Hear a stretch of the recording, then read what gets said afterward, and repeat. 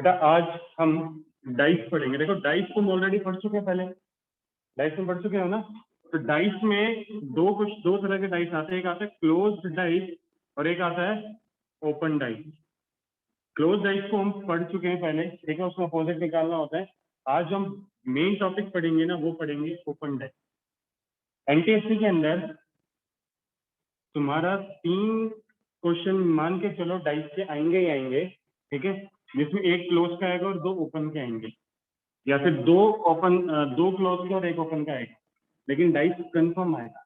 और open dice जितना हमें आसान लगता है ना, उतना आसान नहीं है, ये बहुत ज्यादा कॉम्प्लिकेटेड है अगर इसके प्रॉपर रूल्स हमें नहीं पता, ठीक है। तो शुरुआत करेंगे ओपन डाइस से। ओपन डाइस का स्टैंडर्ड डायग्राम पता है किसी को? देखो ओपन डाइस का जो स्टैंडर्ड डायग्राम होता है ना, वो ये होता है।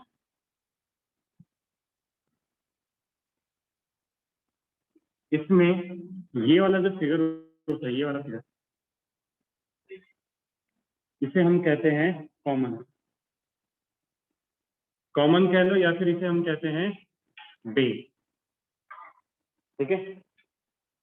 अब मैंने कोई नंबर लिखा 1 2 3 4 5 और 6।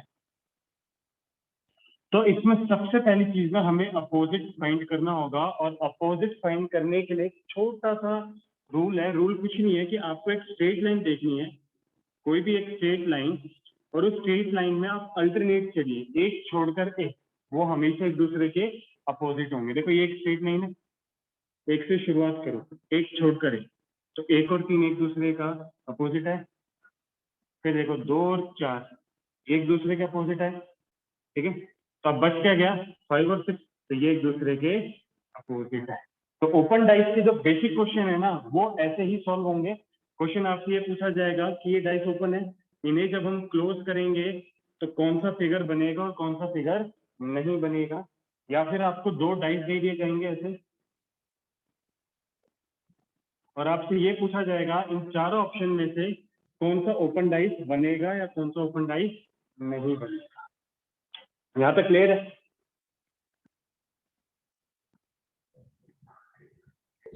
यस सर क्लियर है। यस सर क्लियर है।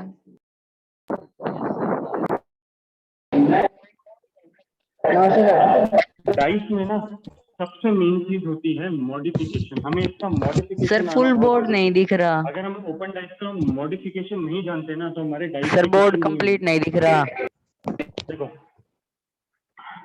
मॉडिफिकेशन का मतलब ये है कि हम अपनी सहूलियत के हिसाब से ना इसको अपने अकॉर्डिंग चेंज करें।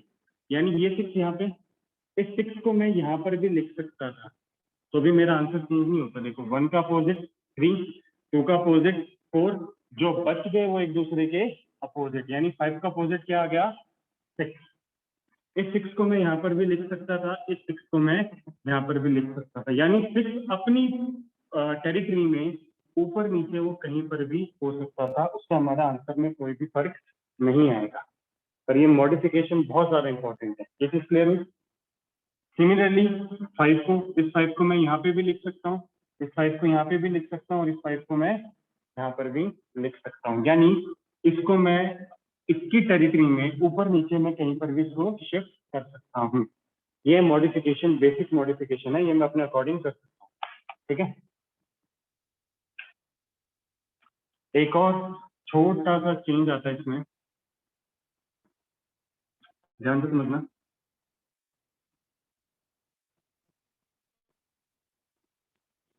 मैंने क्या कहा, स्टैंडर्ड डायग्राम में ये वाला जो पोर्शन होता है, ये जो 2 है, ये हमारा क्या कहलाता है, बेस। बेस का मतलब है कि इसी के रेस्पेक्ट में ना हम पूरे डाइस को फोल्ड करेंगे। फोल्ड करना समझो, ये 2 है, ये बेस हो गया। 3 को जब मैं फोल्ड करूंगा तो 3 यहाँ पे आएगा ऐसा, ठीक है, और ये 4 इसके टॉप पे आएगा, और ये 1 ऐसा आएगा। तो तुम ये देखो 1 और 4 आपस में टच होंगे, ये 1 हो गया और ये क्या हो गया 4। तो 1 और 4 जब डाइस फोल्ड होगा तो ये एक दूसरे को टच करेंगे, एक दूसरे के एडजेसेंट होंगे। तो मैं अपनी सहूलियत के हिसाब से 1 को यहाँ पे भी लिख सकता हूँ, क्यों? क्योंकि ये दोनों क्या होने थे, एडजेसेंट। या फिर इस 4 को मैं यहाँ पर भी लिख सकता हूँ, क्यों? क्योंकि ये दोनों क्या होने थे, एडजेसेंट। तो ये है बेसिक मॉडिफिकेशन, ये चीज और ये चीज। यहाँ तक किसी को कोई डाउट है तो बताओ। एक बार फिर से एक्सप्लेन करो।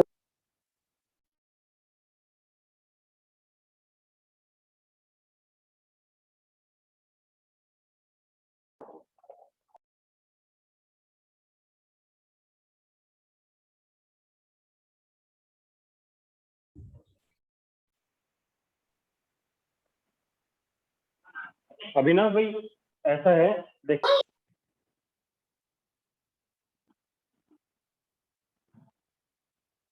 ये बेस होता है, इस 3 को मैं फोल्ड करूंगा तो ये 3 इसके 2 के ऐसा आएगा, ठीक है। और ये जो 4 है ये ऊपर आएगा, यानी देखो 2 और 4 एक दूसरे के अपोजिट है ना। इसका मतलब क्या हुआ, अगर 2 बॉटम पे है तो 4 टॉप पे होगा, है ना। 2 बॉटम पे तो 4 टॉप पे होगा, और ये यहाँ से फोल्ड होगा तो 4 और 1 आपस में टच होंगे। थोड़ा सा इमेजिन करो इस चीज को। तो जब 1 और 4 एक दूसरे के एडजेसेंट होंगे तो मैं इसको यहाँ पर भी तो लिख सकता हूँ, क्योंकि ये दोनों तो जब फोल्ड होगा डाइस तो ये एक दूसरे का क्या आएगा, एडजेसेंट आएगा। उसके अकॉर्डिंग मैं अपने अकॉर्डिंग को मॉडिफाई कर सकता हूँ। अब बता, मेरे को क्लियर हुआ? सर हम 5 और 6 को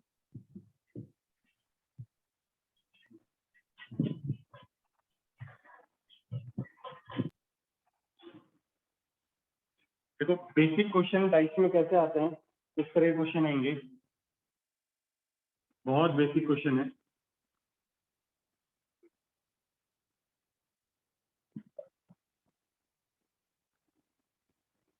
और इसमें क्वेश्चन ये आया है, अपोजिट टू बी,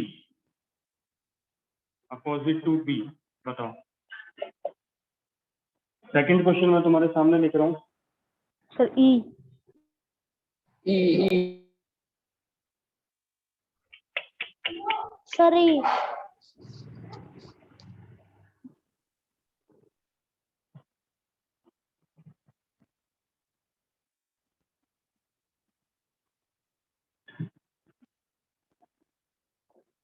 बता, अपोजिट टू एस और अपोजिट टू बी।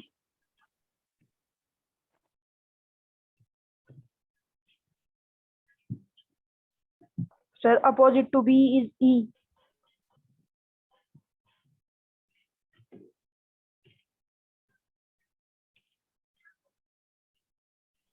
अच्छा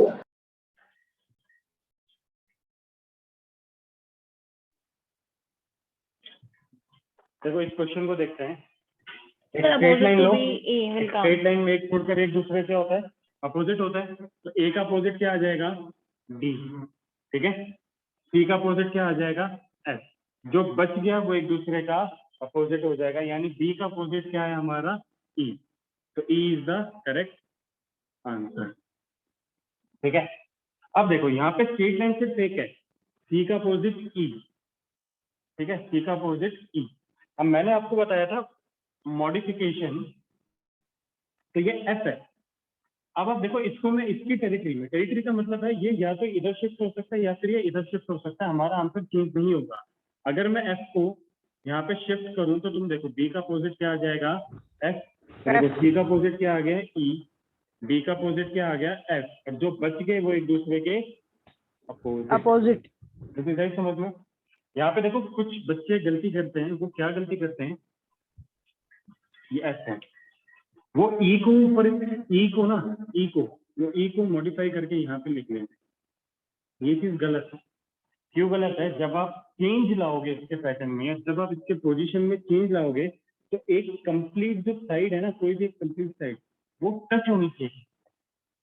ये देखो आपने ई यहाँ से हटा दिया, आपने ई यहाँ से हटा दिया, ई किसी के साथ टच हो रहा है, सिर्फ पॉइंट टच हो रहा है, साइड टच नहीं हो रही है। आप एफ को यहाँ पर लेकर आए तो आप देखो ये कंप्लीट एक जो साइड है वो पूरी इसके साथ टच हो रही है, इसलिए ये एप्लीकेबल है, ये एप्लीकेबल नहीं है, ठीक है।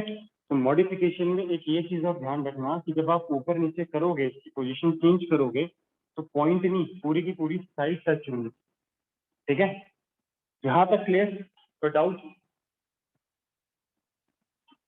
No sir. सर क्लियर है।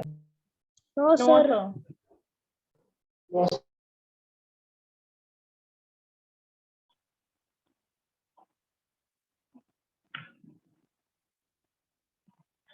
चलो अगला क्वेश्चन है, बहुत अच्छा क्वेश्चन आता है, देखो। कैन बी फॉर्म्ड और कैनॉट बी फॉर्म्ड।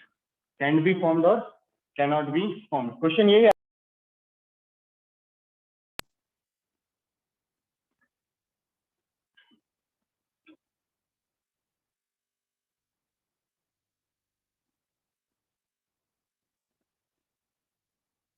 और इसमें क्वेश्चन दिया गया है कि जब इस डाइस को हम फोल्ड करेंगे तो क्या बन सकता है। विच of the following option can be formed. मैं आपके सामने 4 ऑप्शन लिख रहा हूँ।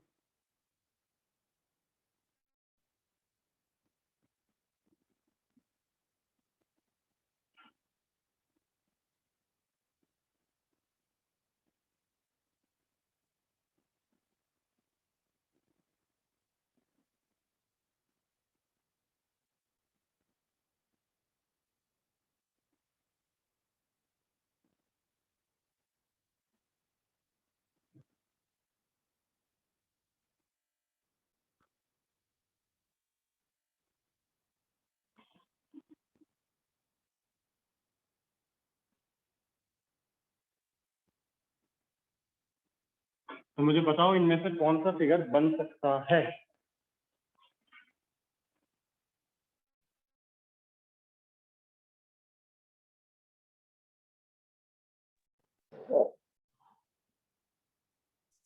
Sir, last, fourth. Sir, D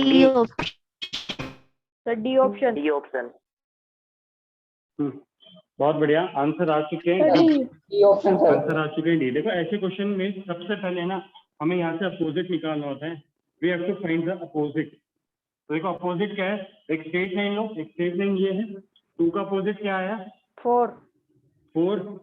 1 का अपोजिट आया 6। 6. 5 का अपोजिट आया 3। अब ओपन डाइस का ना एक रूल ये भी आता है कि जो अपोजिट होते हैं वो कभी भी एक दूसरे के एडजेसेंट नहीं होते। ये यूनिवर्सल रूल था, जब आपको डाइस पढ़ाया गया था तब बताया गया था कि जो नंबर अपोजिट होते हैं वो कभी भी एक साथ नहीं आ सकते। ठीक है, जो अपोजिट है वो कभी भी एक साथ नहीं आते। लेकिन रूल नंबर 2, ये बहुत कम पता होगा।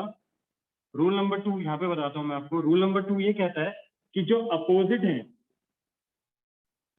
है वो ना तो कभी एक साथ शो हो सकते, यानी ना ही वो अपोजिट कभी एक साथ आ सकते, ना ही वो कभी एक साथ हिडन रह सकते, यानी ना ही वो एक साथ छिपे हुए हो सकते। उन दोनों में से किसी एक को तो एक बार आना ही पड़ेगा। कैसे, देखो यहाँ पे लिखा 2 का अपोजिट 4, 1 का अपोजिट 6। अब आप देखो 1 का अपोजिट 6, ये दोनों एक साथ आया, इसलिए ये वाला फिगर नहीं बनेगा। अब इसमें देखो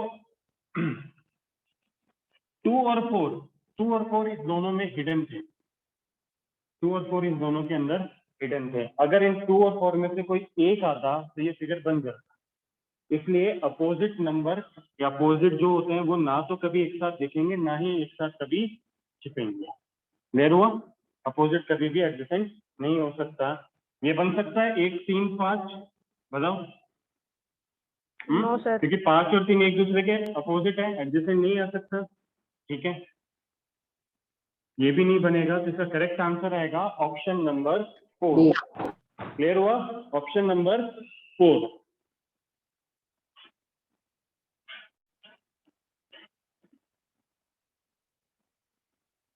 ठीक है, अच्छा ये बताओ किस किस का आंसर सही आया ये।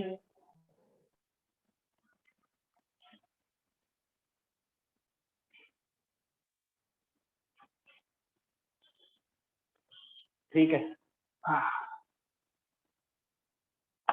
अब थोड़ा सा इस क्वेश्चन में मैं चेंज करता हूँ। चेंज क्या है आप खुद देखना।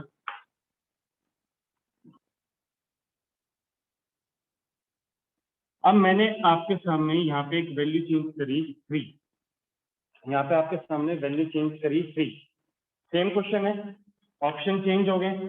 ठीक है, अब बताओ which of the following figure can be form. Same question है, बस एक वैल्यू चेंज करिए। यहाँ 4 की जगह क्या कर दिया 3, 4 की जगह क्या कर दिया 3। तो अब मुझे बताओ which of the following can be formed और can be formed? Sir, D option. Sir B option, B और डी दोनों। Sir, both B or D. Sir D. Answer सही था। अभी का बता अभिनव, अभी क्या आएगा? Sir, D. Sir, D option. बताओ बेटा, जब इसमें आपने थोड़ा सा चेंज कर दिया, एक वैल्यू चेंज कर दी, तो इन दोनों में से कौन सा फॉर्म होगा? Sir, D. Sir B option.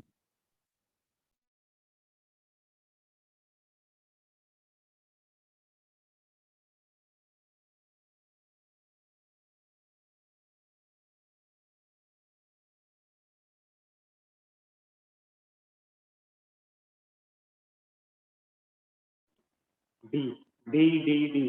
अच्छा एक बात बताओ, सेकंड क्यों फॉर्म नहीं होगा? सेकंड का लॉजिक बताओ कि सेकंड क्यों फॉर्म नहीं होगा। देखो 2 6 वो opposite है। तीनों अपोजिट नंबर, मतलब तीनों अलग अलग नंबर है, कोई भी एक दूसरे का अपोजिट नहीं है, तो ये फॉर्म क्यों नहीं होगा मुझे ये बताओ। नहीं, बी एंड डी फॉर्म नहीं होगा, दोनों नहीं होंगे, कोई एक होगा।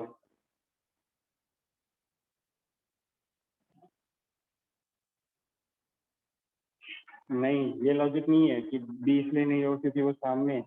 ले अगर मैं अगर मैं 3 को अभिनव यहाँ पे डाल देता, अब बता क्वेश्चन चेंज होगा मेरा? नहीं होगा।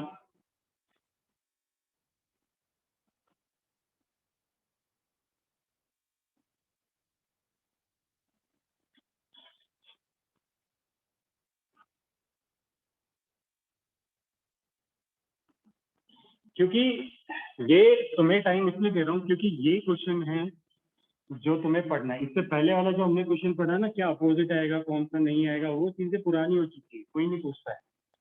अगर तुम टाइम के साथ अपडेट नहीं होंगे ना, तो तुम पीछे रह जाओगे कंपटीशन में, और डे बाई डे नए नए क्वेश्चन आ रहे हैं।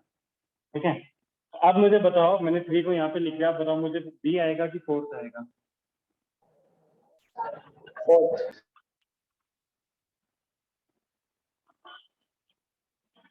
चलो देखो बेटा, इसका आंसर ना तो बोथ आएगा, ना he can not be determine आएगा। आज के बाद अगर तुम्हारा ओपन डाइस में कोई 2 ऑप्शन तुम्हें लगे ऐसे कि ये दोनों बन सकते हैं, देखो फर्स्ट प्रायोरिटी तो तुम्हारी ये रहनी है कि अपोजिट फाइंड आउट करो, और पहला वाला रूल लगाओ कि जो अपोजिट है वो कभी भी एडजेसेंट नहीं हो सकते। लेकिन अगर एक से ज्यादा ऑप्शन तुम्हें पॉसिबिलिटी लगे, देखो 4 ऑप्शन चेक करने, तुम्हें एक से ज्यादा पॉसिबिलिटी लगे, जैसे यहाँ पे 2 है कि भाई बी भी आ सकता है और डी भी आ सकता है, तो उस केस में तुम्हें चेक करना पड़ेगा ओरिएंटेशन, और यही है तुम्हारा एडवांस डाइस। एडवांस डाइस तुम्हारा बेस्ड होता है ओरिएंटेशन, और ओरिएंटेशन का मतलब होता है क्लॉकवाइज और एंटी क्लॉकवाइज। यानी अब हम इस डाइस को और इनकी ओरिएंटेशन को चेक करेंगे। ठीक है, और ओरिएंटेशन जब भी हमेशा चेक करते हैं ना, तो वो हमेशा एल शेप में करते हैं। एल शेप में, एल शेप का मतलब ये है कि देखो यहाँ कितने फेस विजिबल हैं, 1 2 3, 1 2 3, हमेशा क्लोज डाइस में 3 फेस विजिबल होंगे, तो एल शेप भी हमेशा 3 फेस का ही बनेगा। एक तो ये बन गया, दूसरा ये बन गया, ठीक है, तीसरा ये बन गया, और चौथा ये बन गया। यानी तुम्हारा जो एल शेप बनेगा वो ये 4 बनेंगे। देखो यहाँ शो नहीं हो रहा है, यहाँ बता, 1 2 3 4, ये है तुम्हारा एल शेप।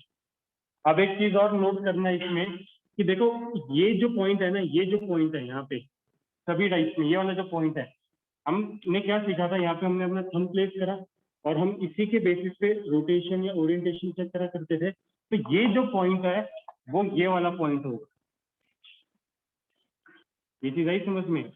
ये जो पॉइंट है और ये पॉइंट सेम होगा, यानी यहाँ पे जो हम रोटेशन करेंगे ना, वो ही हम यहाँ पे रख के प्लेस करेंगे। ठीक है, यहाँ तक बताओ किसी को कोई डाउट?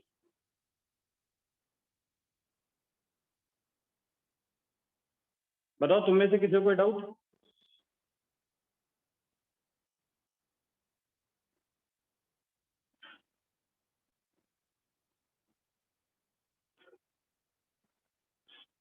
ठीक है, देखो अब हम सेकंड और फोर्थ ऑप्शन का ओरिएंटेशन चेक करेंगे। तो देखो क्या दे रखा है उसमें, 2, 6 और 3। यहीं पे हमें मॉडिफिकेशन का यूज होगा। 2, 6 और 3 डाइस में देखो 2, 6, 3 कहाँ पे है? ओरिजिनल क्वेश्चन में 3 आपका यहाँ पे था। तो देखो 6 और 3 यहाँ पे। अभी हमने सीखा था कि ये और ये एक दूसरे के एडजेसेंट हो सकते हैं। तो इस 2 को मैं यहाँ पे लिख सकता हूँ, बताओ। अब आप देखो आपके सामने एक ये एल शेप बन गया। बताओ ये पॉइंट क्लियर हुआ कि ये पॉइंट कैसे, ये लिखा कैसे मैंने, ये स्टेप क्लियर हुआ? एक बार बताओ ये क्लियर हुआ?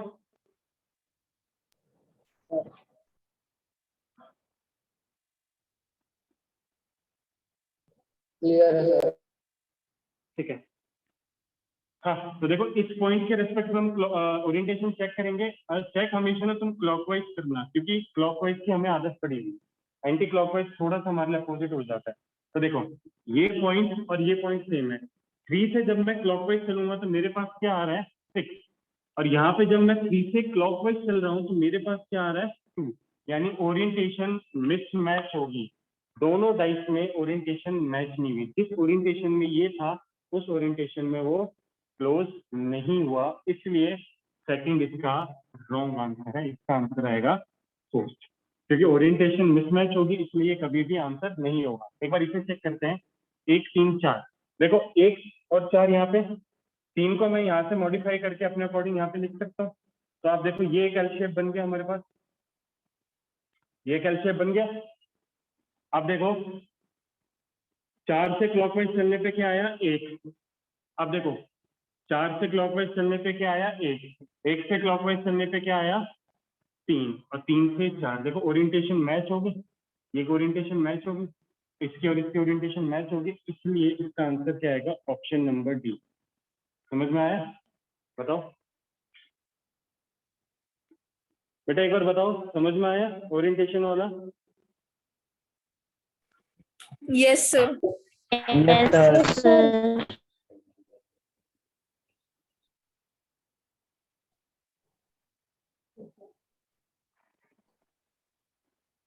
पक्का सभी को समझ में आया? ये बहुत Yes, इंपॉर्टेंट sir. है, बेस्ड ऑन ओरिएंटेशन। तो आज के बाद तुम्हें ओरिएंटेशन के हिसाब से भी चेक करना है। आई होप ये सभी को क्लियर हुआ होगा। Yes, sir. चलो अगला क्वेश्चन करते हैं।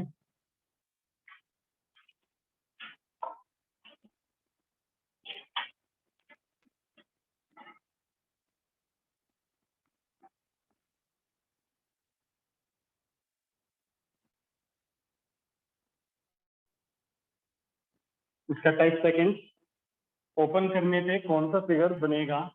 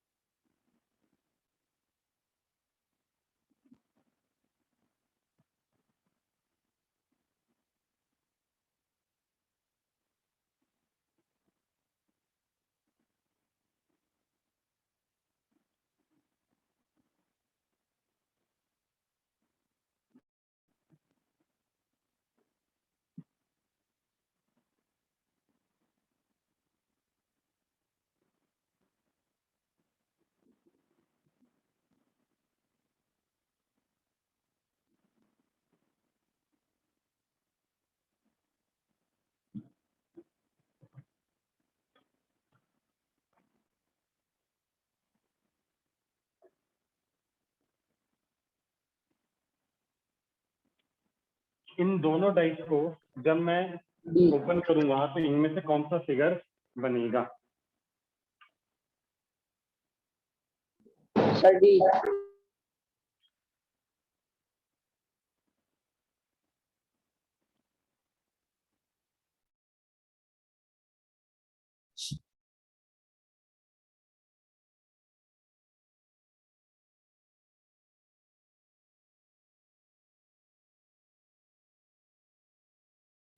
हाँ जल्दी से बताओ, इसको जब मैं ओपन करूंगा तो कौन सा फिगर बनेगा? ठीक है, 2 आंसर आ चुके हैं।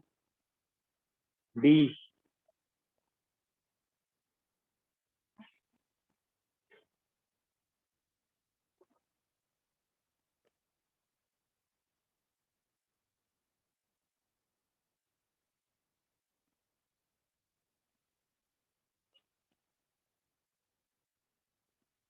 D D D D.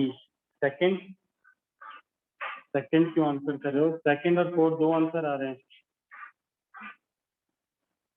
चलो चेक करते हैं। देखो सबसे पहले हमें इनका अपोजिट निकालना पड़ेगा, तो we have to find opposite.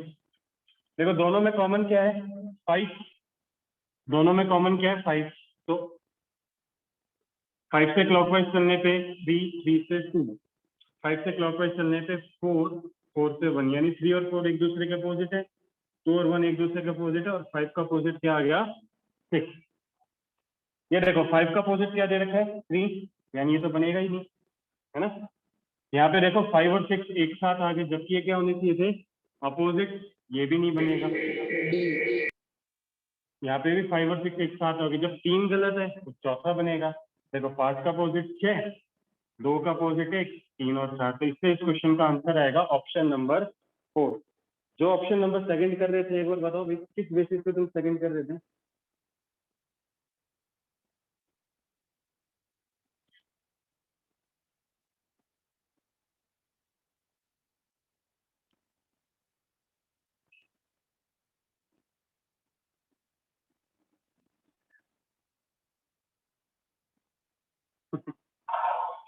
ध्यान करो, ध्यान करो।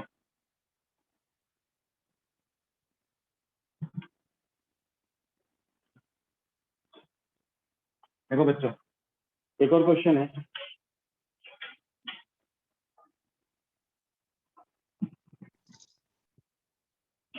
आर बी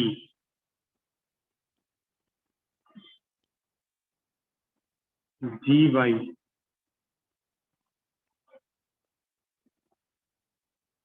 ओ डब्ल्यू, ठीक है।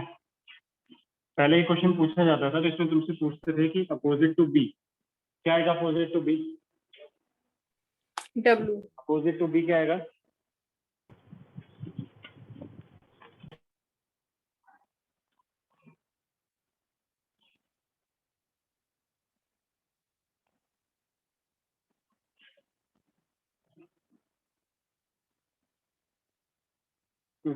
ठीक है, डब्ल्यू।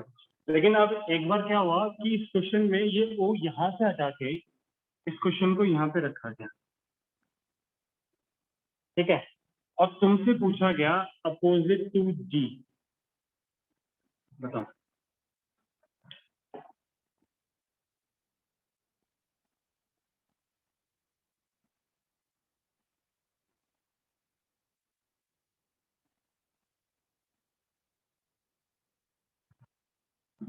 अपोजिट टू जी बताओ क्या आएगा? ठीक है, बहुत बढ़िया आंसर।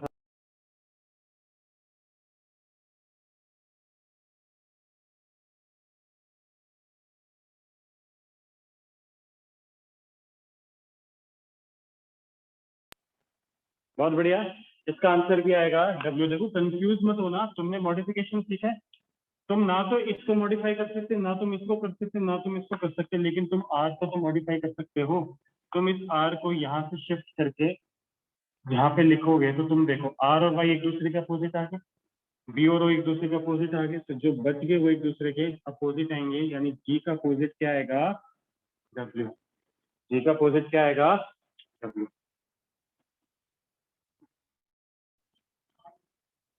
आज का तुम्हारे लिए होमवर्क ये है कि तुम आर एस अग्रवाल में डाइस चैप्टर ओपन करना, उसमें 8 फॉर्म दे रखी हैं, 8 फॉर्म दे रखी है ओपन डाइस की। ओपन डाइस की 8 फॉर्म दे रखी हैं। उस 8 फॉर्म में ये दे रखा है, अलग अलग डायग्राम दे रखे हैं, ऐसे इस तरीके से तुम्हें डायग्राम दे रखे हैं। और ये जब फॉर्म होगा तो कैसे बनेगा, तो उसके लिए तुम्हें ये 8 फॉर्म पढ़ना है। कल हम इसके और एडवांस क्वेश्चन करेंगे और क्वेश्चन मार्क बेस्ड क्वेश्चन भी करेंगे, क्वेश्चन मार्क बेस्ड क्वेश्चन। ठीक है, कल की डाइस की क्लास इससे ज्यादा एडवांस होगी, उसके लिए तुम्हें ये पढ़ना बहुत जरूरी है। क्वेश्चन मार्क वाले क्वेश्चन करेंगे और ओपन डाइस के क्वेश्चन करेंगे। और होमवर्क तुम्हारे लिए ये है कि जो क्लोज डाइस का जो चैप्टर है, क्लोज डाइस का, वो एक्सरसाइज तुम्हें पूरी कंप्लीट करनी है। ठीक है, बताओ Okay, sir. आज जो पढ़ाया वो समझ में आया? Okay, sir. Yes, sir. Yes, sir. Yes, sir. Yes, sir.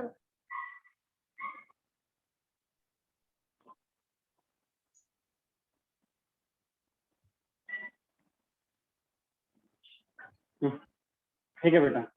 Yes, sir. Okay, sir. नहीं आ रही आपकी आवाज। Yes, sir.